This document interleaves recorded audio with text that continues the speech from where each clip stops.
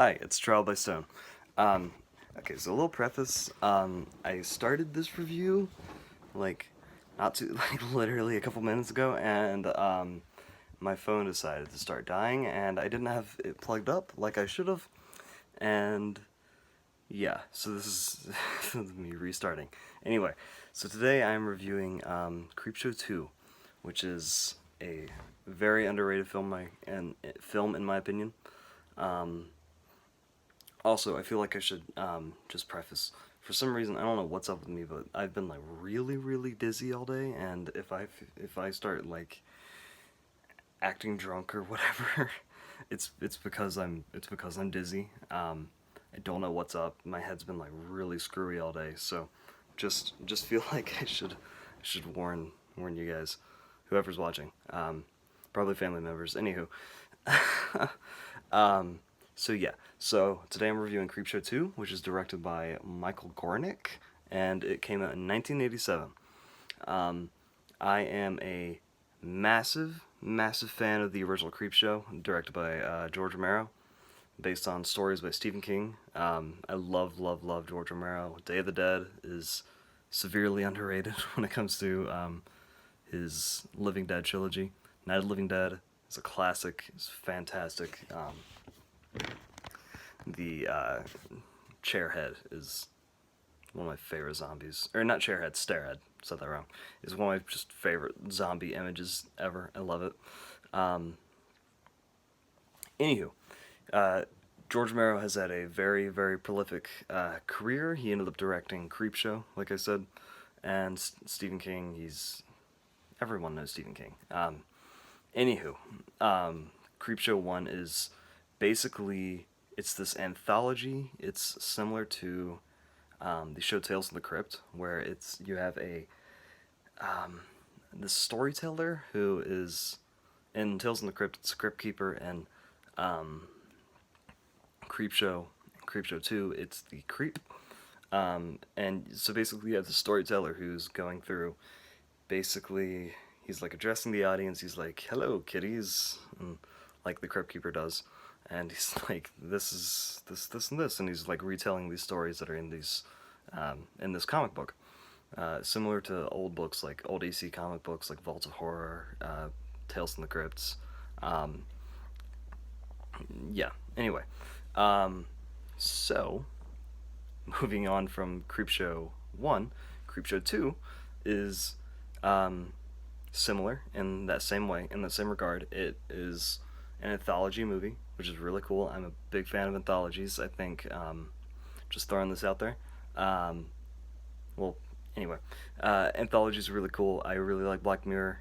Um, Good show. For the most part, there's some kind of crap episodes, but for the most part, it's really good. Tales and Crypts is amazing. I love it. Um, Heavy Metal is such a cool movie, and the magazine that precedes it and is ongoing, I feel like I should say, because it feels like no one's reading it. It's awesome. Great art all around. Grant Morrison um, was the editor in chief for a couple years. I think he stepped down recently, but anywho, big fan of anthologies. So Creepshow and Creepshow 2 are right up my alley. Um, and especially horror anthologies. Channel Zero, if you haven't seen it, is a really, really cool show on sci-fi. So much better than stuff like AHS. Like I get the significance for American Horror Story, and I understand it, but Channel Zero, that's where it's at. That show is anthology horror done right. It is so good. Please, please, please check it out. No one watches it. It's so awesome. I think it moves to Shutter. Anywho, again, I like to ramble. So, Creepshow 2 is directed by Michael Gornick. Like I said, it came out in 1987. Um, the screenplay was written by George Romero. So, it's really cool, and it's based on stories by Stephen King, like the first one is, which is really cool, even though they aren't.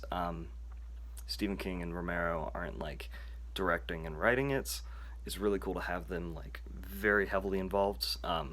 Stephen King actually shows up in a cameo, like he does in a lot of his stuff, like he does in the original Creepshow, and I think he does it in. Is it Cat's Eye? I don't know. It's been a while since I've seen Cat's Eye, and I think that's a Stephen King anthology movie. I might be wrong. Anyway, um, so um, Creepshow 2 is unlike the original Creepshow film. This one, which had 5 stories, this one has 3, which are called the Old Chief Woodenhead, the Raft, and the Hitchhiker. So, moving on to my thoughts, I love this film. It is very underrated. It really hides under the shadow of the original Creepshow. Everyone loves the original Creepshow, me included. It is a fantastic film, a great horror film, horror comedy. This one is really great too. It's got its moments of cheese, and the first one does too. Definitely, if people say it doesn't, you're lying because it does. It can be pretty cheesy at times, but this one is so good. Tom Savini actually plays the creep in this one, which is interesting because I don't think the creep was. I think the creep was a puppet. If he was even. Oh, also, I feel like I should say this. I don't know if I said this in this video or the last time I tried recording this. Um, I've been like super dizzy all day, so if I start like acting drunk for whatever reason, it's because my head's like really dizzy. I have no clue what's up with me. Um, Anywho, yeah, just saying. Anywho, Tom Savini plays the creep in this one, which is really interesting. He's covered in makeup. He's very cartoony looking, which is fitting because he looks exactly like he does in the cartoon segments in this one. Which this one does have cartoon segments in this, which is really cool, just like the first one does. And a little thing, like just a interesting thing about me, I am a huge sucker for animated segments in live action films. The anime sequence of Kill Bill is one of my favorite scenes in the movie. Um, uh, Animated sequences of Mandy, I love them. This is the same, and the original Creepshow. I love the animated sequences in this. They feel like a Saturday morning cartoon, or something you'd watch like on Toonami or something. Or oh man, I love them. It's they're great. Or Cartoon Network, like old Cartoon Network. It feels just like that. They're animated like that.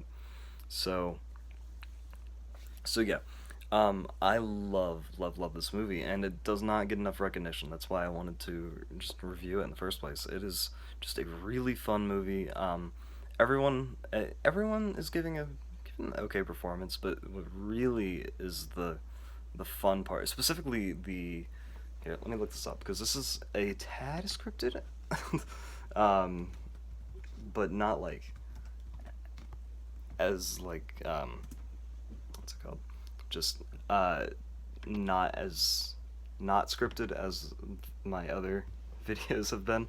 Um, Anywho, the main actress in the at the end of the film, um, she rules. She is eating up every scene she's in. Um, Let me see. She is. Her name is uh, Annie Lansing. That's the character's name. She's Lois Childs. Childs. I don't know. I don't really know what else she might be in. She's probably in other stuff. She might not be. I was looking at one of the guys from the first segment of the film, trying to figure out what else he's been, because he looked really familiar, but I was thinking he may have been Franklin from Texas Chainsaw, but apparently the actor who plays Franklin from Texas Chainsaw has only been in like 7 movies, so not him. Anywho, she is Lois Childs is she is so fun to watch. Oh my gosh, she's amazing. Um, so the stories themselves are about. So the first one, Old Chief Woodenhead, is basically it's like old timey town, and you are following this older couple who runs this like looks like a pawn shop almost. Um, and there's this new, like, I'm guessing it's a mayor type who comes in town. Um, Another note about this movie, it is kind of it's, I don't want to say it's racist because it's not. It's not racist, but it has quite a few stereotypes, um, which would not really fly these days. So if that's gonna really turn you off of a film, be warned, I guess. But they're mainly really tasteful, um, and are treated with respect. However, there are a few stereotypes. The specifically in the last segment, the villain antagonist. I don't really know what to call it. Um, he's a black man, and he is constantly the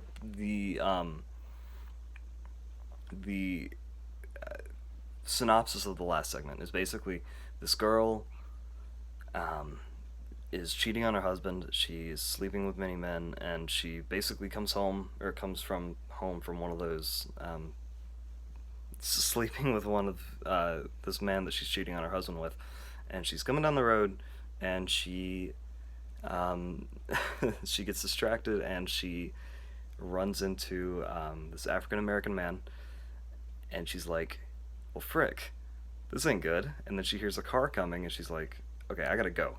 I'm leaving," and it's a hit and run, and so she's driving, and she's like, "Oh God, what am I gonna tell my husband?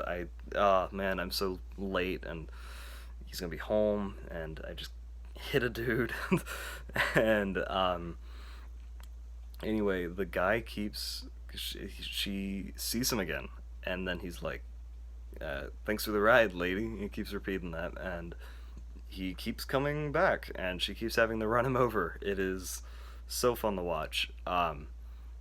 It's such an enticing story. It is very Stephen King-y. Every one of these stories are very, very Stephen King. You can totally tell that they're Stephen King. Um, the second one is it's about a bunch of teenagers who go swimming in this lake, and it's very straightforward. And they end up like swimming to this dock, and they all get stuck in this dock because there's this like mass of like they think it's an oil slick, but they never really find out what it is, and basically it is like eating them, burning them. I don't know what it does. Anyway, it's great practical effects. Really, really disturbing stuff. It is really. This movie is just so shocking with how it like you. It's really just you don't expect for a sequel to a beloved horror movie at that, because horror movie sequels typically aren't amazing, but it comes so out of left field where you actually end up getting fun characters, a more focused story, to be honest, three more focused stories, and great practical effects. It is just so delightful. um, so yeah, wrapping up a little bit, even though I've really jumped all over the place. Um, if you're looking for that, and you are a fan of the original Creepshow, or even the new TV show from Shudder, um, I really really suggest Creepshow 2. It is a quite very very fun movie. Um, Other small things, yeah. Never mind. No other small things. Very fun movie. Highly suggest watching. It was directed by Michael Gornick, I believe. See, Michael Gornick. The screenplay was written by George A. Romero. Came out in 1987. Yeah, Creepshow 2. It is a really, really fun movie. I watched it on Arrow video streaming service, as I do with most of my cult movies. I believe it's on Prime Video, if I'm not mistaken. It was for a while. I'm not really sure if it still is. I'm kind of hoping it still is. And I know it's on Tubi, which is a um, a free movie streaming app with ads, but they're placed in very good and smart places, unlike apps like Hulu, like where if you have Hulu with ads, they just drop ads in the most just un um, unfortunate places. It really breaks up the movie. But Tubi does it really well. They tend to place them at the end of scenes. Anywho, Creepshow 2. I will give it. It's like written like an 8. It's like a good 8 out of 10. Yeah, I really love Creepshow 2. I really hope more people watch it. So yeah, this was quite the jumbled review. But anywho, that is a trial by stone. So peace.